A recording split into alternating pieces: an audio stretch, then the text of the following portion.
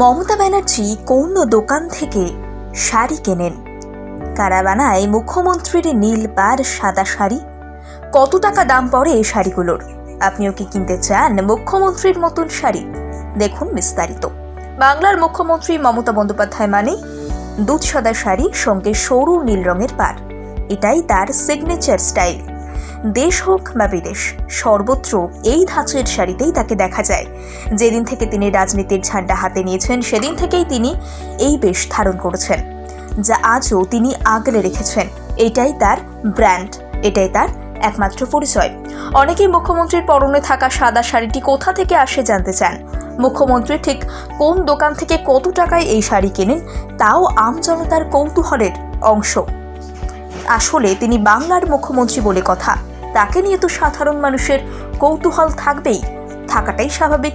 তবে আমজনতার এই কৌতূহল মুখ্যমন্ত্রী নিজেই মিটিয়ে দিয়েছেন।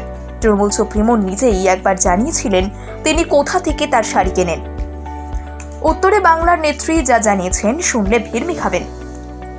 তিনি কোনো নামি দামি কিংবা ব্র্যান্ডের দোকান থেকে শাড়ি কেনেন না। মুখ্যমন্ত্রীর পরনে যে শাড়িগুলো দেখা যায় সেগুলো তিনি কৃষ্ণনগর, শান্তিপুর, নবদ্বীপ, মুর্শিদাবাদ, রানাঘাট থেকে কিনে আনেন। এখানকার বিশিষ্ট কারিগররা মুখ্যমন্ত্রীর জন্য মনের মতন করে শাড়ি তৈরি করেন। তার শাড়ির বেশ কিছু বৈশিষ্ট্য রয়েছে। তিনি যেমন তেমন শাড়ি একেবারেই পরেন না, তিনি খাঁটি তাঁতের শাড়ি পরেন। তাও আবার আমরা সাধারণ মানুষরা সস্তা দামের যে তাঁতের শাড়ি পরি সেগুলো নয়, তার জন্য স্পেশালভাবে তাঁতের শাড়ি বোনা হয়। একেবারে খাঁটি তন্তু, খাঁটি সুতো দিয়ে মুখ্যমন্ত্রীর শাড়ি বোনা হয়। স্বনামধন্য তাঁত কারিগররা তার জন্য শাড়ি বোনেন। মুখ্যমন্ত্রীর শাড়িতে কোনো রকম কলকা কিংবা নকশা একেবারেই পছন্দ করেন না। তিনি তার শাড়ির জন্য নির্ধারিত একটি ডিজাইন রেখেছেন।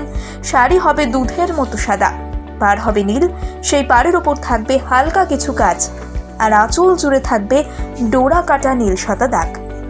গোটা শাড়ি থাকবে একবারে ধপধপে সাদা। যেহেতু মুখ্যমন্ত্রীর জন্য অথেন্টিক তাঁতের শাড়ি বোনা হয়, এগুলোর দামও অনেকটাই বেশি পড়ে। আজকাল বাজারে অনেক সস্তা দামে তাঁতের শাড়ি দেখা যায়, সেগুলো কিন্তু খাঁটি তাঁত নয়। তিনি অন্য শাড়ি না পরে তাঁতের শাড়ি কেন পরেন সেটাও জানিয়েছেন। মুখ্যমন্ত্রীর মতে তাঁত বাংলার অন্যতম ঐতিহ্যবাহী একটি শিল্প। তিনি বাংলার এই শিল্পকে রিপ্রেজেন্ট করার জন্যই সর্বদা তার গায়ে তাঁতের শাড়ি রাখেন। তিনি বিশ্বাস করেন তাঁতের শাড়িতে বাংলার গন্ধ থাকে, আর এই গন্ধ মুখ্যমন্ত্রীর খুবই পছন্দের।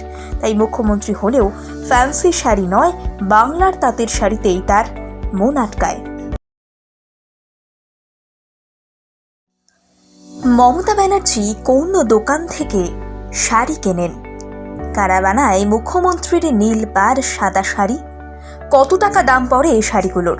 আপনিও কি কিনতে চান মুখ্যমন্ত্রীর মতন শাড়ি? দেখুন বিস্তারিত।